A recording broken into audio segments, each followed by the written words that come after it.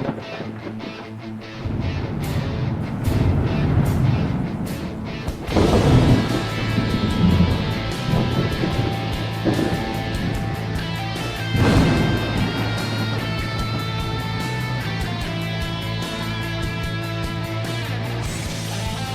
out there, and welcome to the No Shit Cast. I'm your host, Matt Frazier.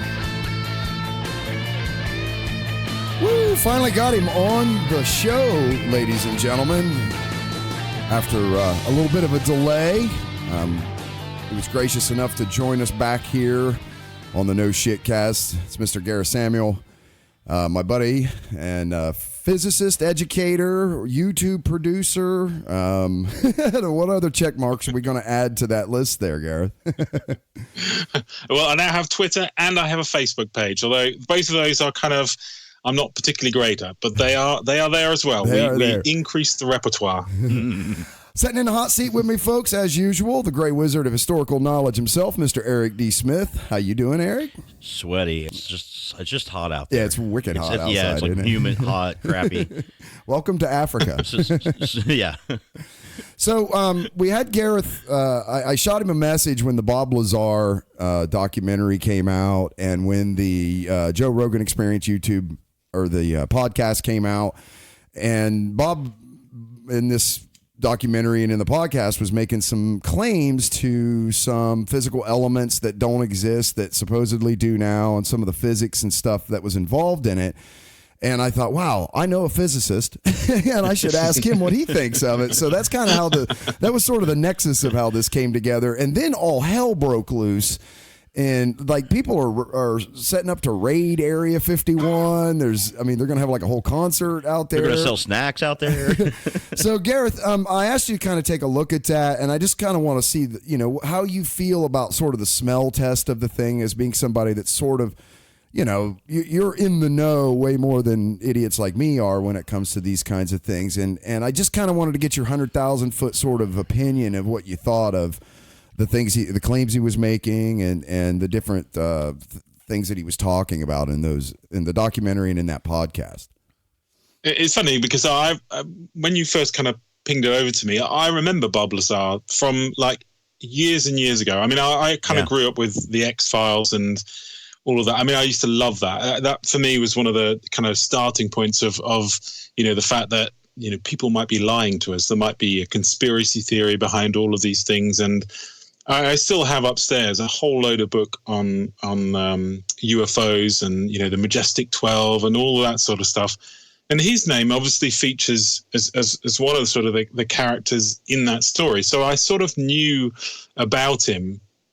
And so it was quite interesting when you pinged me across, and I watched both the documentary and the other podcast about it. And for me, the first thing that strikes me when I see him is, and this by no means, I'm going to kind of break down some of the things that he says, but just in terms of a person and his character, he seems really quite genuine. For someone who, if he really has gone through all of these things, he certainly doesn't seem to be profiting from it. And if, most people, if they were looking at this situation, that's one of the angles. The reason you would do one of these things is, I guess, one of two.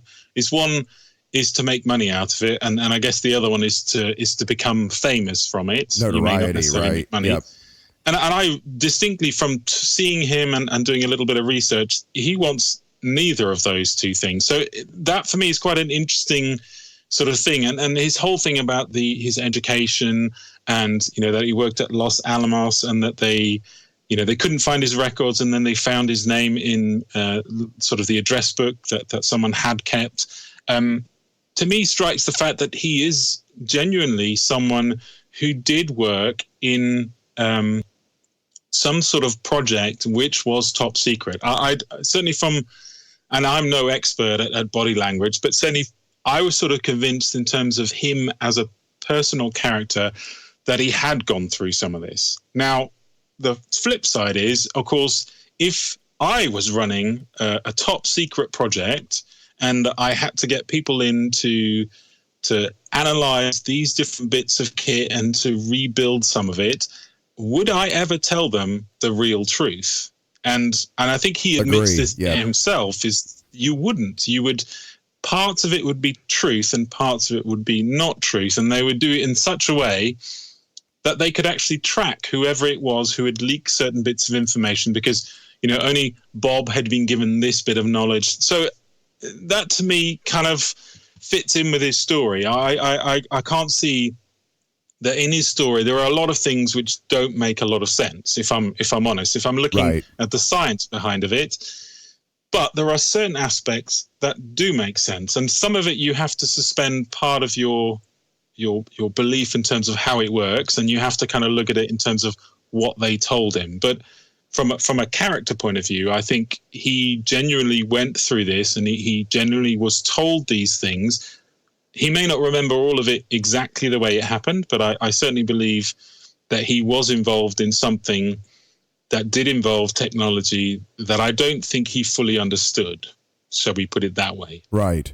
Yeah, that's what sort of hung me up with him as well, was the story he gives is extremely convincing in the sense that you're right. He's not really, he doesn't seem to be looking for any kind of fame or notoriety or monetary gain from it.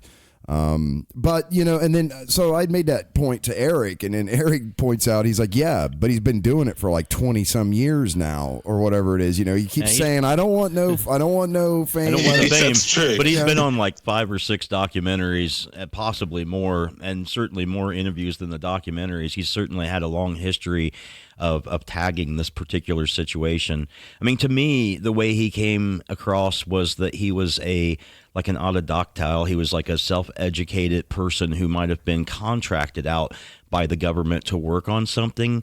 And I think he misunderstood what it was he was working on and suspected the largest picture, which was that he was working on alien technology, when in fact I think he was possibly working on something much more mundane. He just didn't understand what it was, and it led to his great amount of speculation.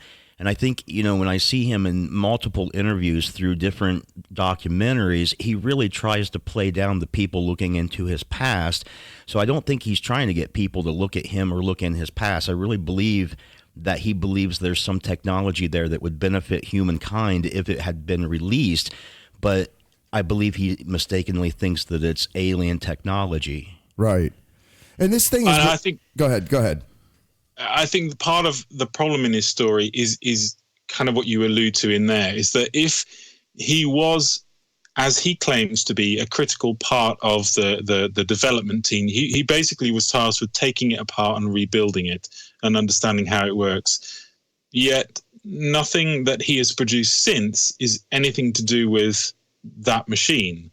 The only drawings that he's released are to do with the spacecraft, but actually the mechanical ins and outs of how the generator work, is just vaporware. There is nothing substantial, and he's not built anything substantial. Yeah. So that for me is a huge problem. And he hasn't been able to incorporate any of this into his personal life in any way. So whatever he was able to find out concerning technology, he was not able to reapply or potentially even understand. I mean, his deepest level of discussion about the physics of the main energy component was how the metal was formed in a cylinder and folded in upon itself and things like that. And the closest thing that I've ever heard of to anything like that is the EM drive that they've been trying to insulate from the Earth's magnetic field to make sure that that's not what's causing the thrust in that engine. But the way he described these fuel components, they were like uranium or something, some crazy. Well, that's a whole other piece, right? Go ahead. To me, didn't make much sense, because his whole concept, and admittedly, they may have known. Obviously, if you study the periodic table is structured with different atoms, and it goes up in the atomic number, and the atomic number represents the number of protons in the nucleus. And as you go up, the atoms become more unstable. Right. Now, it is theorized that there is a point, but we don't know where that point lies, that there is a stability zone, that you can get to a molecule that is extremely large, or an atom that's extremely large, but does not decay. But it's theorized and is not understood why that would happen and where that would sit. So the fact that he comes up with what he calls element 115, right, is not, I don't see that as a particularly magical thing, because anyone could have picked a number off the end of the periodic table somewhere. And you know, because you would eventually they would find it. Yeah, because correct me if I'm wrong, but didn't a Russian go out for a vacation at a lighthouse and figure out what the pattern was and was able to predict where we would find certain periodical elements on that chart?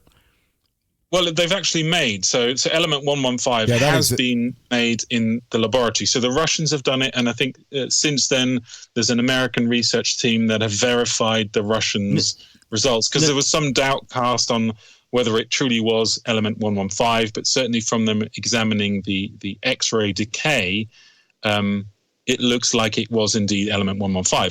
And that's a problem, because in Bob's story, element 115 is stable, yet when we make it in the laboratory, it almost instantly decays to the next one down, element 113. Right. And in fact, the decay path is quite a complex thing for that particular element.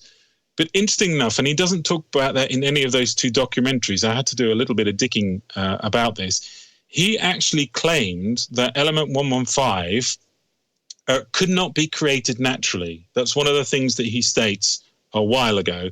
And he claimed that it could only be found naturally occurring in deposits from high-mass stars. Okay. Now, obviously, the fact that they've made it in a laboratory immediately undermines that claim. Right. Yeah, the details. And what I was referring to was historically, before the periodical table of elements was what it is today, like I believe it was in the 1800s or something, that a Russian physicist who was on vacation at a lighthouse came up with the idea that he realized that there was a pattern to the atomic numbers and was able to predict that there would be elements found in certain numbers. So the idea that you could crawl on up that number pattern and pick something that's relatively close to the edge of where we're at is not beyond people to say that. No. I see. This Gareth. This is why I have to talk to people like you, man, because I'm a moron, right? And when I look at this, see, I never. That's sort of explaining how the magic trick works. Yeah, like it's fascinating until someone goes, but you can just go.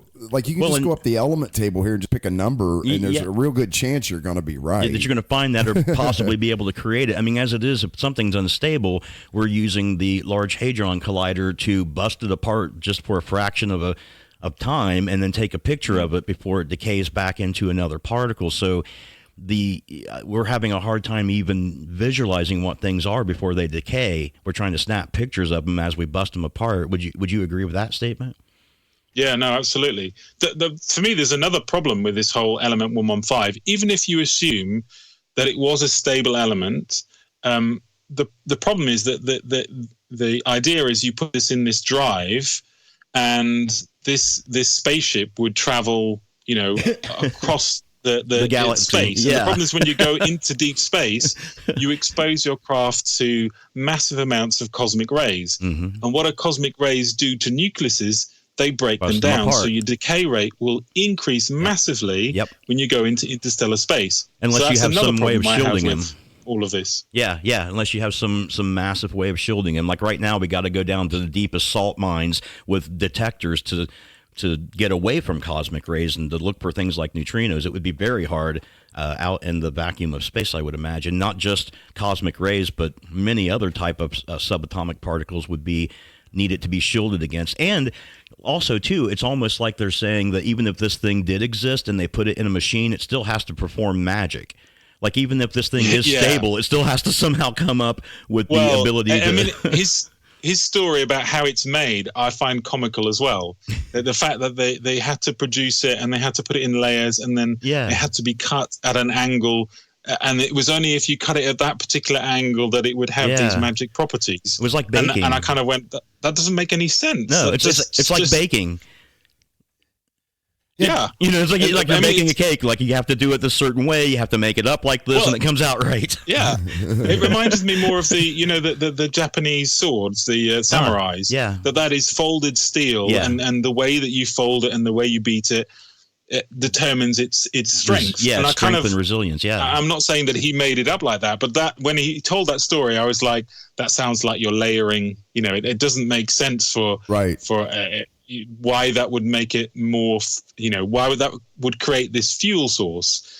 And what we're talking about here is he goes into great detail talking about how, like you said, this thing you have to make like these sheets, and then the sheets have to be cut and machined in a very specific way that creates layers that go together like in little biscuit triangle shape. And it had to be a cylinder before that. That had rings that were stacked upon each other. That's what it was. Then crushed down into a cylinder, then divided up as with a certain way, and rounded off at the tips. Like, it was really specific. But that's why I think he might have been messing with something that he assumed was something different.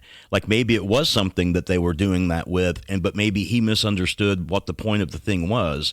Maybe it was integral to how energy was being distributed throughout the mechanism of the ship. But like Gareth points out, he didn't have it. Gareth points out that he didn't even really have any idea at all. He was saying these things were just fit into spaces, and then they did their magic. There was no connections, no routing of energy, no anything. That's sort of the next layer of this puzzle, right, Gareth? Is then he goes on to start talking about how this thing was able to work without being connected to itself in any way. That's another big kind of component of it. And also, he never talks about the internal workings of that machine. Yeah. Now, I have to say, because one of the things he talks about is that this particular element 115, produced anti-gravity waves, and I mean, I had a huge problem with this. Personally, I think the whole notion of gravity waves is wrong anyway, but that's a whole different topic. I was going to say, please define what an anti-gravity wave is. Well, exactly. That makes no sense whatsoever. No, not at all. But what he described, so what's kind of interesting is picking out some of the things that he talks about that actually could be an effect caused by something else. So he talks about the fact that when he put his hand close to, the machine was running, you couldn't touch the machine. Yeah. So it wasn't possible to touch it. So in my mind, that's some sort of a force shield. Again, understanding when we look at matter itself, we are never actually touching the atoms. If you can create, a large enough electric field, you could create a field that would repel your hand. Is that what that machine did? Yeah, and because that to me makes more sense than anti-gravity. Because otherwise, if it was anti-gravity, it would float, and yet he wasn't describing it as floating. It's just he couldn't touch it. Oh, boy, good point. And wouldn't it be more likely that from a physics standpoint that the government would be working with Maxwell's equations of magnetism and electricity and trying to figure that kind of a thing out than it would be anything else? And if you were trying to keep a secret about Maxwell's equations and how you were working on a project, wouldn't it be the easiest, most convenient lie to say, well, this is alien technology? Well, and also you misdirect to gravity, because that's what everyone thinks. It's an easy misdirect when actually you're working on something, as you say, because we know that Tesla already worked on some of these things. Yeah.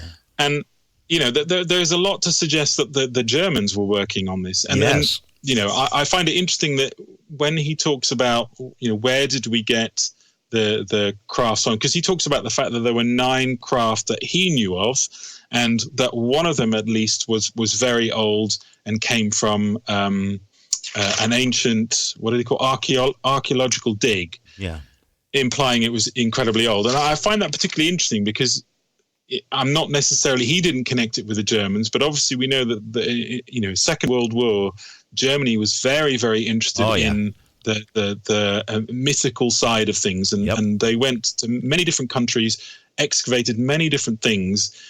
And I just wonder whether, because, the first time that we see spacecraft appearing, is from Germany in the Second World War. Yeah. The Foo Fighters. The Foo Fighters, right. Not just a really good rock band. We're talking about where that came from, right? Yeah. Exactly. V2 Rockets and Foo Fighters. Yeah. So I wonder whether, post the end of the war, that part of whatever was discovered ended up going back to some secret lab, and that was the equipment that they had, and that's what they were trying to understand what it is. I mean, it doesn't get us any closer to understanding how it works, but the whole idea that it came from a dig, I found a particularly interesting thing to add in there. The fact that he said it kind of got me thinking, because I struggle very much with the idea that we are being visited by aliens. That's not to say that we are not. Right. But I think the evidence of what we see as UFOs is more likely, machinery and craft that are so far advanced in terms of, the design that they can do these maneuvers. And, it looks magical, but in fact it is not. And, this could be part of that project. I don't know.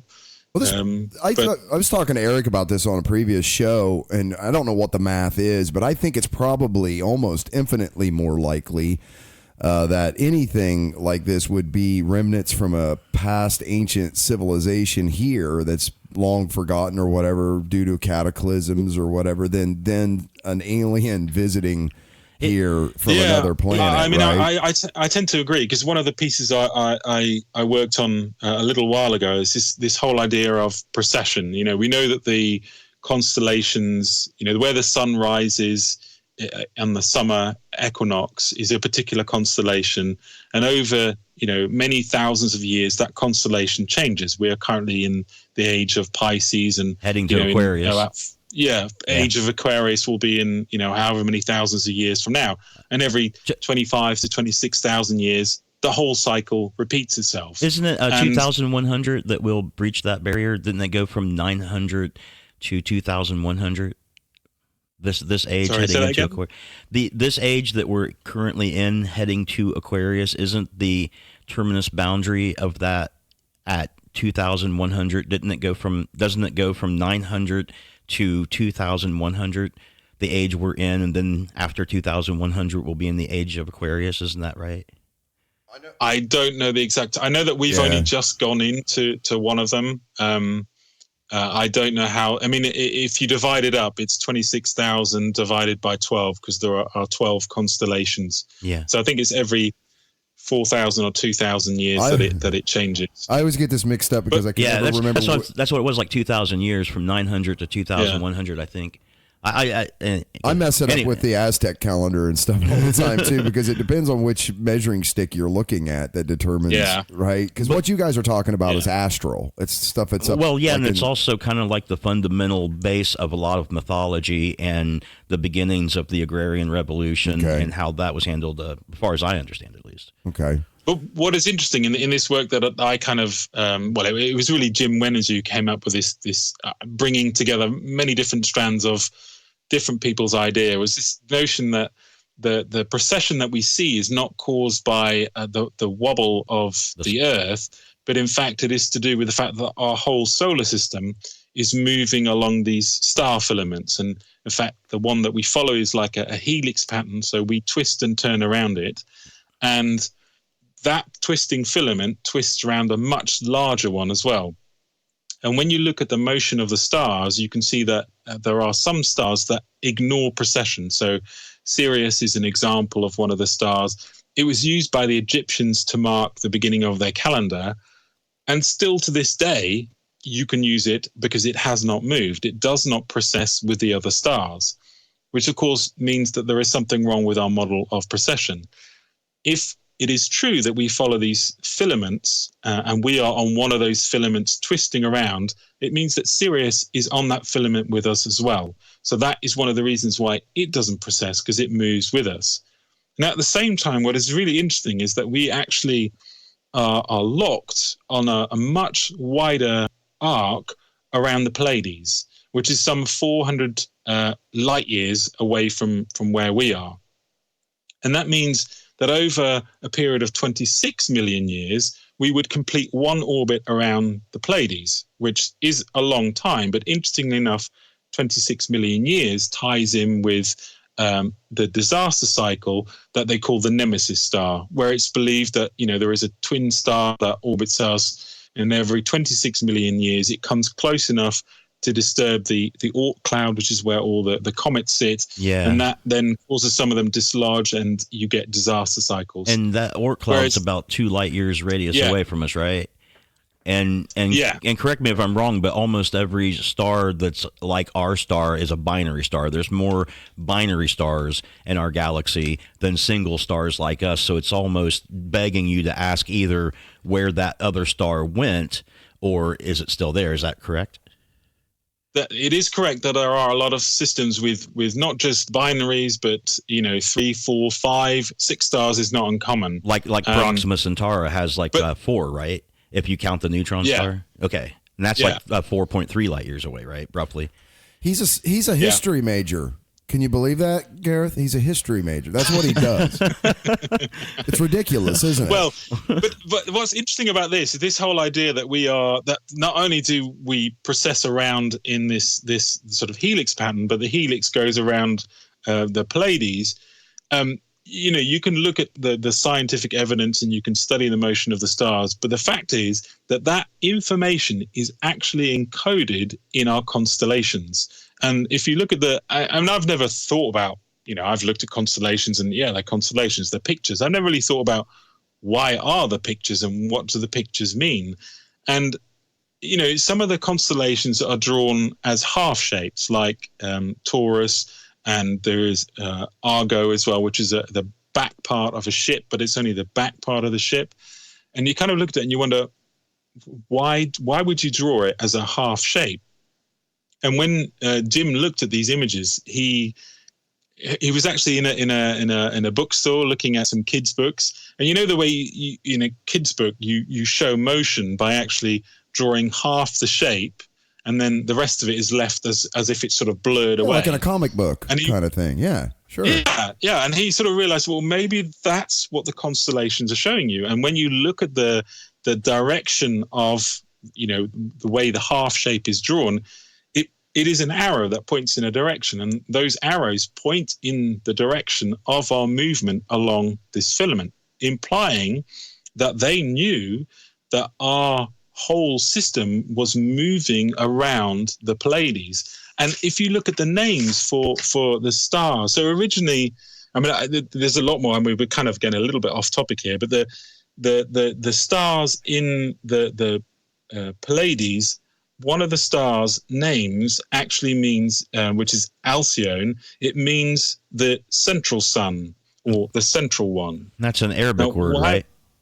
Yeah, but why would we call a star that is so far away, which we do happen to be orbiting around, the central one? How would we know that? Yeah, and how would we know that it would take that long to process around it? And, wow. The implications of all of this is that which is kind of what you alluded to, is that I certainly believe that our ancient history is being dumbed down for us. And in fact, that ancient knowledge of the stars and of other things was way in advance of what it is now. Absolutely. And they did their best to try and encode it in a way that we could try and understand it. But we look at it quite often and think it's just a story or it's just a picture. It doesn't mean anything. Yeah. So is it, you look at is it the Indian, the Vedas, where there are descriptions of what you would call spaceships. Brahmanas. You could argue whether it is or isn't. Yeah. Right. But you're talking about Brahmanas, right? In the Vedic texts, yeah. Yes. Yeah. Yep. Okay. Yes. Yeah. So again, is it possible that technology existed? You can't rule it out. And certainly if someone found it, and it is in advance of our technology, then you would most certainly want to take it apart and you would most certainly want to study it. Okay. And it makes to me more sense that it would be based on an electric principle than it would be on some mythical element that causes anti-gravity. And so I want to let's so to wrap up just the Bob Lazar discussion, we're basically just saying that I'm not finished. I've still got some more points. Yes, I'm sorry. Don't finish yet. Well, I thought we were going into, because I definitely, man, if you got the time, I want to give you a chance to talk about your channel on YouTube and the Electric Universe stuff too. But please go ahead. I'm sorry. I got stuff about Vermonas, and he's got stuff about Area 51. I'll shut up. I'm sorry, guys. I'm sorry. No, it's fine. Good. So for me, coming back to the power unit, because the other thing for me that he said, which I found particularly interesting and to me suggests electricity, electric fields and charges, is when he described that he saw the craft take off, he said that he saw a coronal discharge. And a coronal discharge, that you can produce through electric fields. So for me, that signals to me that this is an electric device, because why would an anti-gravity field create a coronal discharge? And when I saw that was the thing that went, oh, this, I want to talk to Gareth about this. Yeah, that's what you said. Yeah, you said that. Yeah. And it also may have explained to some degree what they were doing with the metal. Maybe they were trying to find the appropriate superconducting metal to have this run in the way that you're describing. Yeah. And maybe it's like you said, like some sort of shielding, something to protect it. That too, yeah. Could be. I mean, the fact that it's wireless, to me, is not a huge, great big surprise, because we know that Tesla had already designed, systems where you could wirelessly transmit energy from one place to another. So that, to me, that's not like, oh, wow, that's amazing. I kind of looked at it as, okay, I could see that would be, if that is generating an electric field, then those things on the bottom could be receiving it and projecting that field. That for me could work. Yeah. It doesn't necessarily explain all of it, and but at least it's in the real world still. Yes, no, absolutely. It's a lot less Star Wars. When we sort of leave the real world is when he talks about where these, and again, this is, I guess, part of the misinformation that they provide. He talked about Zeta Reticula is where the star system is that the aliens came from, that he referred to. Mm-hmm. And he talked about it being a system with, I can't remember what he said, whether it's 9 or 8 or 7 planets, but there were a certain number of planets in that system. Mm-hmm. The problem is that because we have since observed and looked at this star system. So in 1996, when they looked at it, they identified what they thought was a hot Jupiter located closely around the star. Mm-hmm. But they later retracted that because they realized that the data was not clear enough to actually distinguish whether that was part of the star or not. And didn't they also then add in the category of brown dwarfs too, which are essentially hot Jupiters?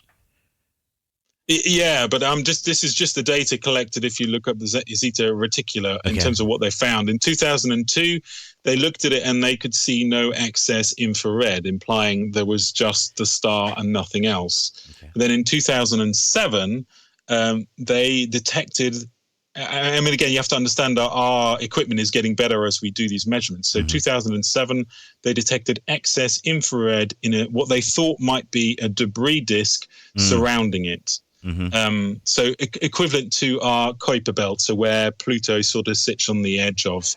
But then in 2017, the ALMA telescope detected that the structure that they had detected in 2007 was not a real structure, and in fact, they thought that it was actually something that sat in the background, so behind the star, further away. That when you looked at the image, you thought it was there. So effectively, the long and short is that, as far as we can see, this is just a star. There are no planets orbiting that star. So and correct me if I'm wrong, but that most of these inferences they're using spectrometry to see if there's any elongation of the wavelength of the light that passes through that would be indicative of a planet or a debris or a structure that would be absorbing and refracting that light, right? Kind of like a pebble in the pond. Yes. They're looking for the ripple or something from it, right? To indicate that it would be there.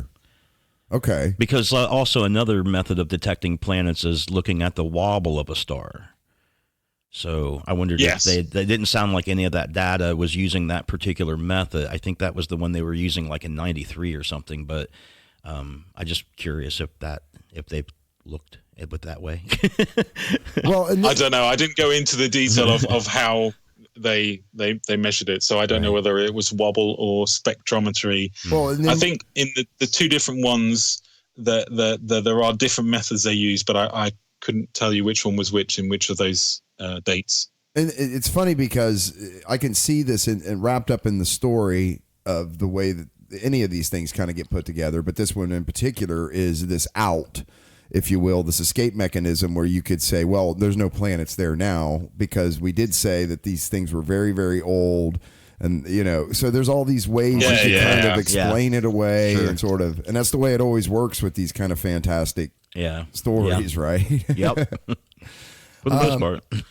So and I was kind of on the same page as you, Gareth, because I can remember, because I'm an engineer in some of the facilities sometimes that I have to go in and out of, and I've actually done a lot of work in New England, up in Massachusetts in particular, and I've been in and out of facilities that use these exact same type of hand scanners that he was talking about. Now, I saw them much later. I saw them in probably like 97, 98 time frame is when I started seeing him pop up. And of course, he was talking about these things being around back like in the 80s, I think, is when all of this went down. And that was what was so compelling about the things that he comes up with, is that there's a woven piece of truth, like you were pointing out. You think that he probably worked on some sort of high security facility at some point in time, whether it has anything to do with this story that he's giving or whether it has anything to do with UFOs or aliens or ancient technology,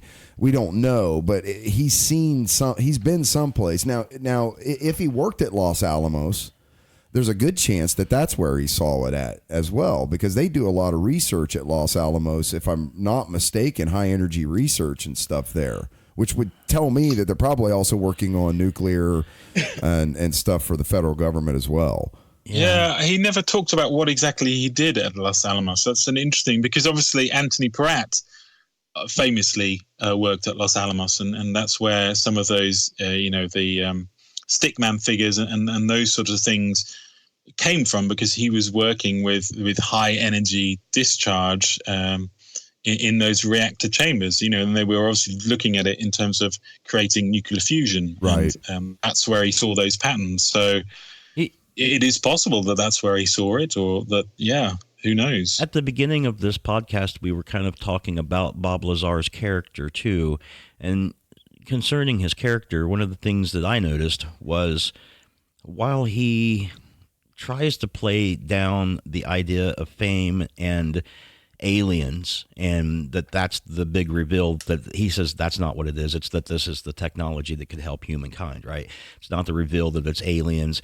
It's not that I'm trying to get famous, right? But for a guy who makes that kind of statements, why would you tell stories in multiple interviews that go like this?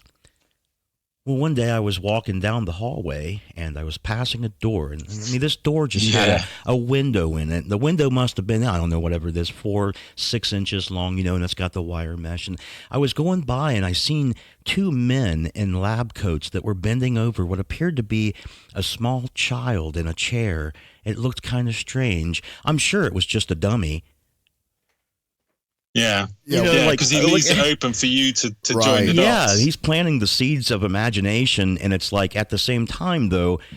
But then he's saying, but I'm not implying anything. Yeah, the beginning and endings of the documentary is that this is not the big reveal. This is not what I'm after. But it sure is a hook for people that believe that to want to believe that. It's like a weird sort of self-martyrdom. What do you call that? Like, I just want to be the person that's just bringing you the information that's going to change everything, but I don't want no credit for it. I just want to be the guy that was right. Yeah, that is a little weird. Right, I never looked at that way. I'm just saying, I thought that was a really weird story, because he kept it pretty clean of saying, I've seen aliens.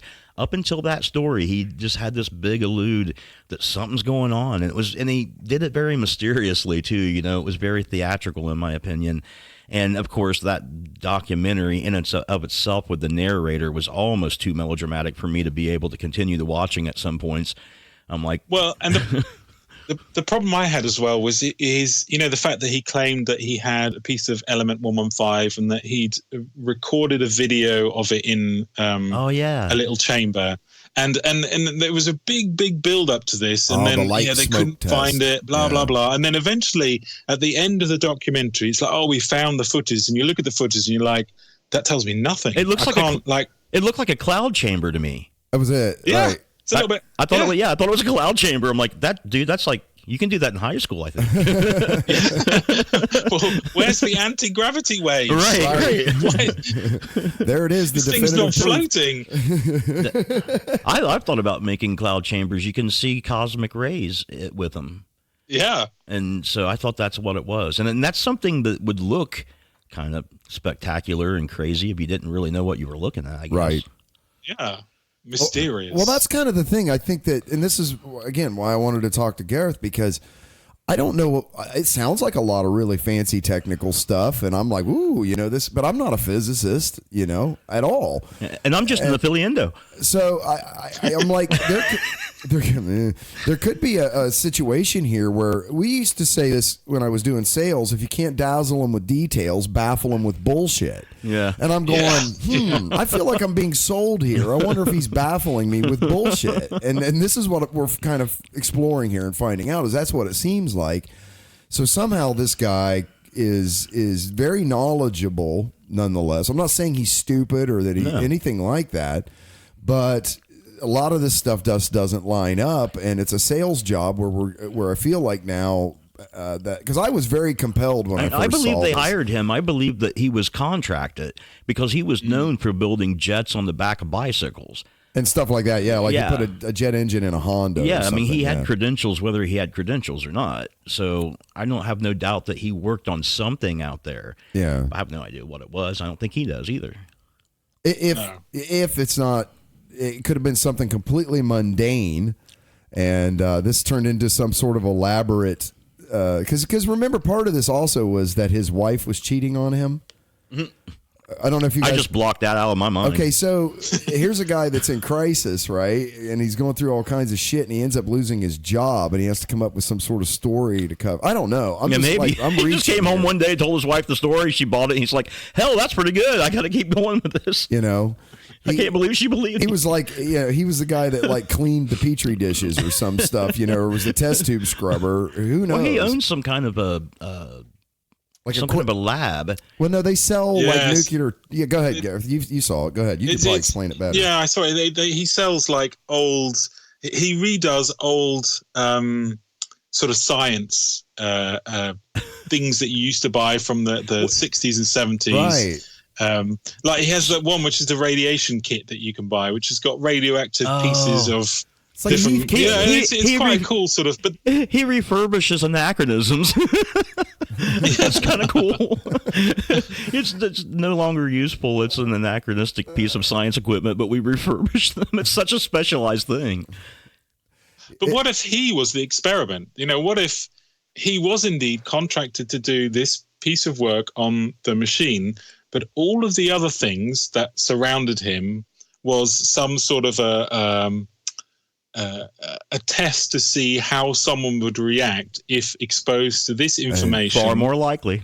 Very much far. Yeah. And therefore they could judge, well, okay, in future, this is what we need to do. We'll just feed him a load of bogus information. And if he does scream, then we know that actually we need to, I don't know, implant some explosive in his head. Yeah. And not only that, but they're also able to test out metrics like if we say that this came from an archaeological dig and we say that this is a type of element that doesn't exist, and if we say this is something else, what will a person that hears all of those unsubstantiated things walk away with and construct? Like, how can we construct a mythology without directly saying this is the mythology? Maybe the best way to do it is to let people see as much as they can let them see, and then let them go off and construct that mythology and spread it themselves. Mind, Because certainly there's a lot of people showing up on September 20th. So. There's plenty of evidence that the CIA have done these sorts of things. That's exactly where I was testing going. out the point at which people break. What do they say when presented with certain information? So that is another twist possibly in that story. How much bullshit can you feed somebody, or how fantastic of a thing can you reasonably expect someone to look at before they finally go, hey, y'all, I got to tell you about this. Yeah, I got to tell you the shit that I've seen. The wildest shit I've ever seen in my life. It's the old government mind trick. And then the CIA quantifies that, or these people quantify this, and they say, okay, you can only reasonably expect someone to keep a secret up to kind of this level of fantastic before they're going to go out and that's and I always find that super humorous about any of the conspiracy theorists is how, like, the moon landing guy that fakes the moon landings, how you got all of those people that were involved in this to shut up, that went to work every day. Like, I mean, God, you can't. I mean, governments can't. No, exactly. It's you ain't just gonna do it. impossible. Another consideration is too when we were talking about his name in that phone book, right? So I did a paper on Vermanas where I traced them through the Vedic tradition forward, right, to the ancient alien guys. And originally, Vermanas was just a piece of heaven that Vishnu, or whatever incarnation he chose to come down in, would use to transport himself from heaven to earth. So there would be a bit of heaven on earth for him to be inside of. These are called cloud chariots later on. And eventually, they, in the architecture of the temples of the Indian people, they started putting a tower in the center of their architecture, and they would bring in all sorts of gold and jewels, precious metals, precious stones, and they would decorate it. And this was supposed to be the place where the god would come down. So when he would manifest on earth and he would bring his Vimana, he would land it inside this tower. And that tower started to be called a Vimana. So it went from the Vedic traditions of it being a piece of heaven to being a architectural structure that was a part of all their temples. And you can see that when the Ottomans came in, they like wiped out a whole bunch of them, and you see this structure disappear.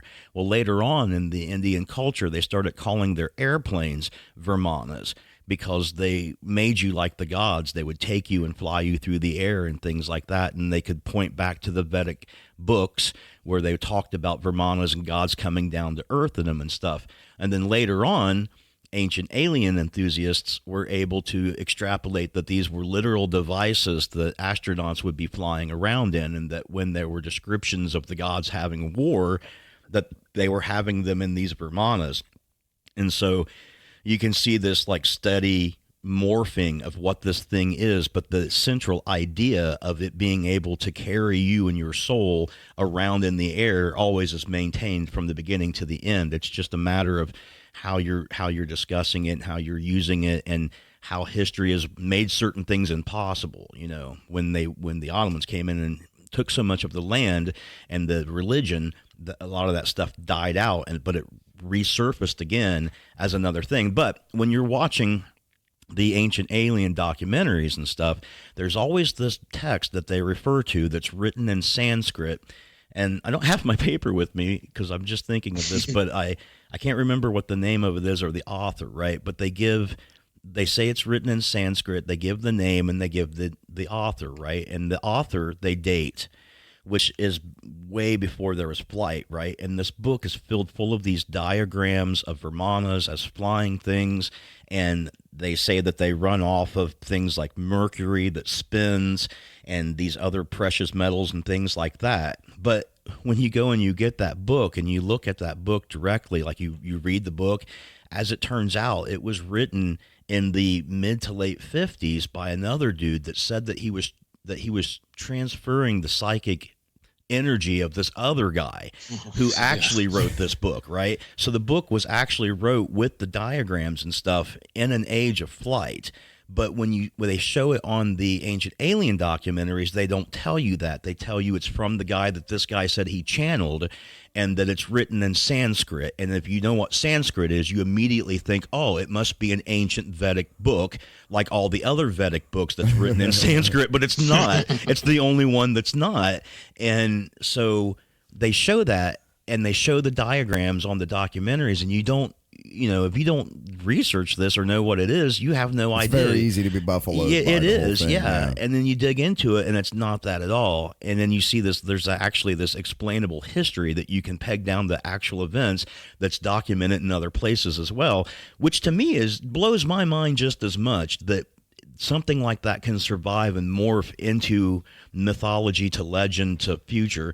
But when they show his name in this phone book they found, it's like, what's the context? Like, where did that come from? Where did you find it? Let's see the evidence trail kind of thing. Yeah, right? yeah. And you could do a whole documentary on that, right? But instead of focusing on where they've come up with some of this stuff, they do a lot more speculation about what we've been talking about. So there's always that aspect too. At some point, there's a director who's putting money into cameras and people and film and locations, and he's got to make some money. He's got to find a way for people to want to view this documentary. And if it's not enough to have a really melodramatic narrator, and you might throw some other things on there that looks like they're proof, but you're not really going to do a whole lot to shed light on how you got that proof. There's just no context necessarily for a lot of it. Yeah. Yeah, and I'm easily buffaloed with this kind of stuff. I a lot of it because I just go, oh man, that sounds really technical. Right, that looks cool. Okay, they sort of. Okay, what else? Was there any other points out of that, Gareth? That no, that's Are you guys that's done? me done on pulling him apart. And look, I'm not trashing Bob Lazar as a person here. That's not the point. I just wanted to kind of take a deeper dive into some of the claims he's making, because buyer beware kind of stuff. Yeah, right? I think that the takeaway for me is that there is elements of this that I think is truthful. I think he did experience some of this, and there is a technology which he probably worked on that isn't necessarily the way he describes it, but that would lead him to kind of think alien. If your mindset is in that way. So I think there are, and I think he was fed an awful lot of misinformation as well. I think that's which he kind of admits that was very likely and very possible in the situation that he was in, even.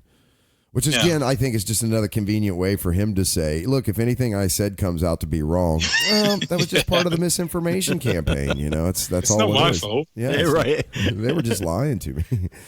So, obviously, I regard you as kind of an authority on things physics, and UFOs, stuff, and debunking, debunking, stuff, but.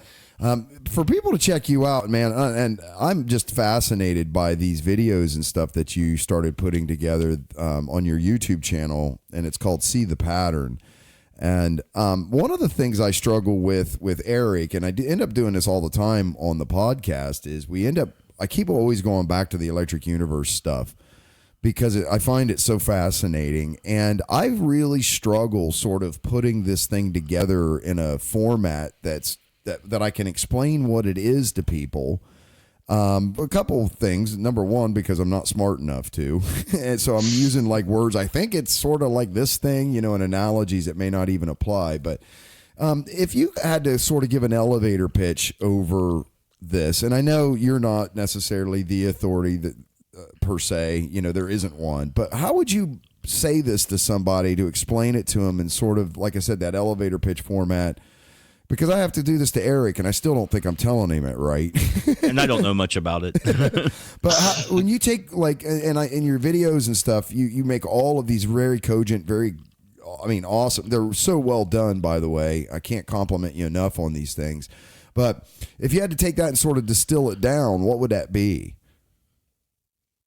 I think there are two routes that would interest different people, I think. And for me, the route that I tend to follow it in my channel is more of the scientific side of it, in terms of, for me, I obviously taught physics at school. I did sciences when I was younger at school, and I was always fascinated by the stars and astronomy. And you get taught a certain way of thinking. That it's led. The universe that we see is kind of organized and structured, and there is basically one force that creates that structure that we see, which is the gravitational force. And that's most of the time when you go to school, and even when early days when I was teaching, you kind of accept that that's the playbook that we have, and that's what we teach them. But it's not until you start looking at some of it in more detail that you realize that some of those fundamental assumptions that we make are based on bad science. So, for example, the whole notion of the Big Bang, if you delve a little bit deeper into the evidence for that, it's not particularly compelling, and certainly when I teach people in school how they are to run experiments, there's a certain criteria that you have in terms of how reproducible your experiment should be and how large your error can be. Yet it's fine for us to ignore that when we talk about the Big Bang. But that is a small part of it. For me, when you look at the universe and when you look at the way things work, you should always go to the simplest explanation. If there is a simpler explanation, then more than likely that is the right one. Amen. Yeah, amen indeed. The problem is that we took sort of a route, and I guess it's to do with how humans work and how society works, that we tend to build on the ideas of others that came before us. And there was a big turning point sort of at the beginning of the 1900s when Maxwell had created his equations. Tesla was pioneering work in terms of, he wasn't much of a scientist in terms of writing things down, but he was a pioneer in terms of finding new ways to make things work. And then there was the whole thing, the Edison and Tesla wars, so the whole notion of supplying electricity for us to work. But all the while that was going on, there was Einstein, and Einstein was taking some of these concepts, some of them are deeply philosophical ideas that he incorporated in his work, and he was building on Newton's idea. So Newton's idea was very much the idea, and the mindset they had in those days was that life was organized. There was a mechanism for everything, and we could explain how everything works. And it was like clockwork, and that's sort of the way that we saw things. And it was sort of in Newton's world, it was obviously dominated by gravity. And that continued onwards in terms of the way Einstein looked at things, and things became more mathematical. And we started to delve into, rather than the idea, if you look in the past, that you would create an experiment, you would have an idea, you would create the hypothesis, and then you would do experiments to test that. And through Einstein's work, actually we moved further and further away from that. We moved into more of a defining things in maths and looking at the universe in numbers and describing things in numbers. And that moved us away from this whole idea of actually what you see, can I replicate it here? And because of the way we build on other people's ideas, that became more and more accepted. So as Einstein went along, other people built on top of that. So we built the Big Bang and the whole idea of the Big Bang, and then black holes, and then we end up in this universe that we have to describe using mathematics, and then we have to describe exceptions in that model by more exceptions, and then we have to make exceptions to the exceptions, and it becomes a very complicated system. We have to invent dark matter because the galaxies don't spin quickly enough. They don't make sense. They should spin apart, but they don't. So they came up with therefore we have to Montos. invent. Yeah, so we have to invent dark matter, which sticks it all together. And then we find when we look at the universe that the universe is expanding at an ever-increasing rate. So we have to invent dark energy, which is expanding the space. And you kind of look at it and you go, really? Does that really make an awful lot of sense? And all the while, in between this, because in all of these things, for me, that's human nature. You tend to go down a path and you keep going down it, and you're invested in that path, so therefore you stick with it. In order for you to change that path takes an awful lot of energy. But there are people who will already be exploring those other paths. And indeed, that is what happened. The likes of Christian Birkeland and Hannes Alvan were pioneers in terms of looking at the electrical aspects of our universe. Because, again, if we look at gravity is the fourth fundamental force, but it is also the weakest fundamental force. And the electric force is millions and millions of times stronger than the gravitational force. The problem is that when we look every day here on Earth, we don't see that electrical force. But the more that we look at the heavens, the more that we see those electrical forces are shaping the universe that we see. And people like Hannes Alvan and Christian Birkeland looked at things like the aurora that we see, and they tried to quantify it. They looked at it and they said, how on earth could we have something that creates this effect? And, they recreated experiments in the laboratory to simulate what was happening. And from that, they were able to extrapolate to larger and larger scales. And again, the same with Anthony Peratt. He was looking at nuclear fusion. He was exposed to all of these plasma effects, and he started to see the similarities between what he saw in the laboratory and the shapes that we see in the cosmos.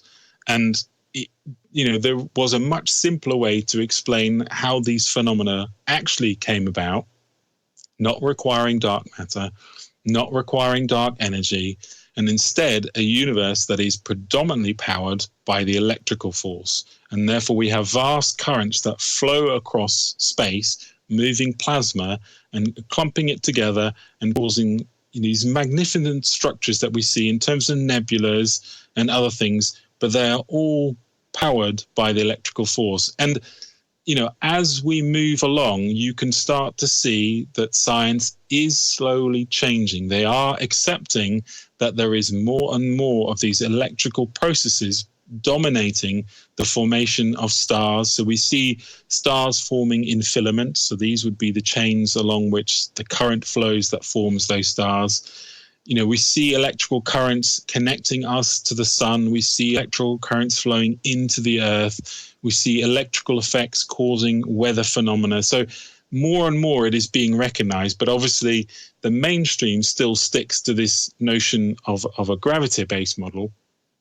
Because if you think about it, in order for them to change, it's a phenomenal thing to have to do. So it will be something that happens very, very slowly over a very long period of time. And that's for me, what the whole reason that I started the channel is because when as I was teaching and I started to question why are we teaching them this when actually there is evidence to suggest this? Why are we not showing them both?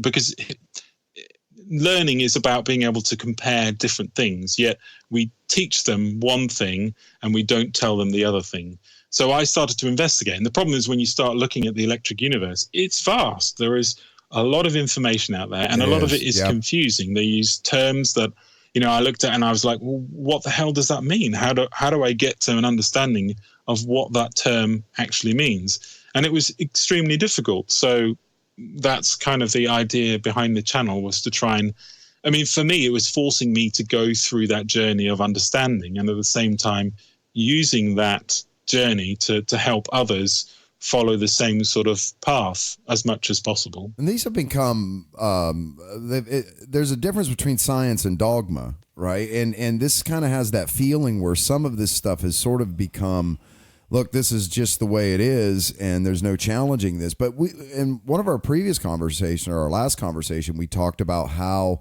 there's also sort of institutional pressures that sort of makes it unappealing for people to want to go out and really sort of buck the current accepted norms and go be, we think about that there's these people out there that are these rogue lone wolves, and they're always going to be, but really the way that the structure is built in academia and research and all of this, there's a lot of pressure that says you really don't want to deviate too far outside. I can think of two examples right off the top of my head even.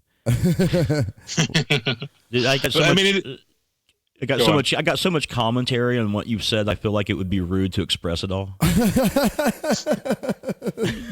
Gareth, yeah. You know what I mean? Like maybe not. Okay. Just like what you said about the Big Bang Theory, right? Okay, here's a problem. Here's a problem I have with that. The problem I have with it is Alan Guth's inflation model. The inflation model is totally just made up, and the best idea of what we can come up with mathematically that explains the homogeny of the microwave background radiation. And a part of inflation is that after the Big Bang, there was a period in time where everything just expanded faster than the speed of light for some reason, and then stopped for some reason, and then magic again. Yeah, magic again, right? And mathematically, the math is magical for sure, because it can get you where you want to go. But there's no explanation at all. It's just an idea. It's like, oh, look, the microwave background radiation looks really homogeneous. That's kind of interesting. I wonder how that would have happened. Oh, it must be this would have had, that's just one thing. But go ahead. But I was going to say, speaking of homogeneous, one of the big problems with the Big Bang Theory is that it should lead to a homogeneous universe. Yet the more that we look, our universe is not homogeneous. So it is structured yeah. in almost like a filamentary cell-like structure, which is exactly the terms that Hannes Alvin actually used to describe it. He when he started looking at these effects that he saw in the electrical current flowing, is that they had a tendency to form cells, cell-like structure at many, many different levels. And I'm not talking like necessarily a biological cell, but the fact they that look like dendrites. It can cut itself off from its surroundings, because when you look in a lab, when we go to school, you are taught about diffusion. You drop a drop of ink in your cup of tea and or in hot water, and it will disperse. It will kind of get mixed up. And what we're seeing in terms of space is that actually what happens is there are processes that will allow a blob to remain that blob, to be an individual blob without necessarily having to mix with the rest of space. Now, there are specific criteria, but that means you end up with this, as you say, like a filamentary structure where there are clear boundaries between one part and another part, which in a Big Bang shouldn't happen. You shouldn't get this filamentary structure, because it should all be very even. Yes. And the way they get there, this is what I find beautiful about this story, is in order for them to get the filament structure, they have to invent the idea that dark matter caused the filaments to clump that way in the first place. But what they never address is, well, why did the dark matter clump there in the first place to cause the matter to clump into the filament? They ignore that. That's not relevant to the story. Do you know what dendrites are? Yes, I do, yeah. Okay, have you seen a picture of the large-scale structure of the universe compared to a dendrite? Yeah, I have. Remarkably similar, and the dendrite's main function is the propagation of biochemical energy. Yeah. And have you heard of... go ahead. I was going to say, for me, one of the concepts that is probably difficult for people to kind of accept is that actually... is our universe actually a biological, an entity? I don't think you necessarily call it biological. Right. Because, again, you have flow of charge, you have flow of information, you have new structures being generated and old structures being removed. Right. And that's no different to our body and the way that our body functions, because there are cells that die and cells that have to be replaced. We obviously have to take energy in, but again, even within us, within inside of a human body, there are bacteria cells that happily thrive inside of our body. They're not part of us and we weren't born with them, but without them, we would die. So they are crucial to our survival. And yet in the system that we live in, they know that needs to happen. Look at trees. Yep. We know that trees are connected via the root systems. And in fact, trees... the connection system that they use is actually a mycelium network. So it's not actually them. They're utilizing something else that grows in the ground that allows them to send messages to other trees to warn them when a tree is being attacked, so that they can actually release toxins, to share energy and share food. I mean, a true symbiosis. At so many levels, these things are connected. And what's interesting when you look at the whole electric universe paradigm is there are many things that seem to repeat themselves at many different scales. The same processes, the same mechanisms. Especially Fibonacci sequences. And for me, that's one of the things, when you look at something, when you look at a theory that has such simplicity that can describe these structures, to me, there's something very elegant, very beautiful, very simple about that does warrant more attention. And I'm not saying that at the moment it is the perfect be-all and end-all. No, because there are certainly different ideas about how some of these structures form. Yes. With any of these things, it's a developing idea. But the concept, to me, is a harmonious concept that makes more sense than making things up to try and explain the failures in your model. Sure. And are you familiar with the Fibonacci sequence and Fibonacci spirals and how they play out like on large structures and small? Yeah. Okay. And I just wanted to make sure that, and also, have you ever have you ever heard of OR? Oh, I know. No, now I I get haven't. where you're going with this. Okay. I was like, what are you talking about? Now I get it. Okay. ORCOR. I'm intrigued. It stands Yeah. for Orchestrated Reduction of Quantum Entangled Information in Microtubulars of the Brain. It's a theory of quantum consciousness by Stuart Hamerhoff and Roger Penrose. I have read something about that. So this is where the when the field collapses, that process of collapse is effectively what consciousness is. Yes, yeah. And it's an orchestrated collapse because of the cytosine chemical that's on the synaptic circuits that comes in a liquid and a gel-like state. The liquid state, it helps propagate through all the neuronodes, and in the gel-like state, it helps protect against dissidence, essentially the second law of thermodynamics, which is what normally would collapse a wave function, a quantum wave function. And on the cytoskeletal structure of the cells and the neuronodes, there is couplings that connect, they think, on the quantum realm. Yeah. I mean, for me, the whole quantum realm is another a beautiful mystery. It's I mean, wonderful. for me, the fact that so we as individuals, and you can look at this in many different levels, but that we can interact and interfere with an experiment and change the outcome of the experiment says something very fundamental about our lack of understanding of consciousness and the fluidity of the universe too. How you can't really check. And see, and you talked to that earlier too. You were talking about Einstein being bounded by tradition, and it's absolutely true. When he came up with relativity and he's seen the effects of what he thought was gravity was working, he was appalled by it because traditionally he wanted to have a static universe because that's how he grew up feeling the universe was based on Newton's work and things like that. So he introduced the cosmological constant, which he represented by the Greek symbol lambda, to keep the universe static. And it took Hubble going on a vacation and being forgetful and leaving negatives in a telescope before we actually realized that there was something beyond our galaxy and that everything was redshift and that things were expanding, which is something that Einstein just really essentially wanted to ignore because he was bounded by tradition. I would argue that it's not, but right, that's not the redshift. That's a whole other right? rabbit hole to go down to. Because I was going to ask you, I was going to say, like, so then you don't really buy into the gravity wave detectors that they have, that they've said that they've detected. I didn't think you would, because that's what the explanation is for. If you look at the, sorry, no, go ahead.